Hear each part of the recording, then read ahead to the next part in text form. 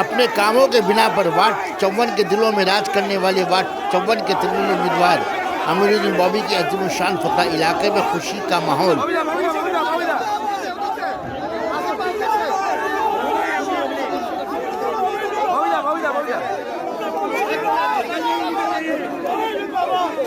কি বলছেন দাদা? দাদা কি বলছেন আজকে জয় নিয়ে? এই জিত মমতা ব্যানার্জির জিত, অভিষেক ব্যানার্জির জিত হয়েছে। মানুষ দু হাতে ভোট দিয়েছে 54 নম্বর ওয়ার্ডে। আমি মানুষকে ধন্যবাদ জানাই। দিদিকে দেখে ভোট হয়েছে, দিদি অভিষেক ব্যানার্জিকে দেখে ভোট হয়েছে, এটাই বক্তব্য।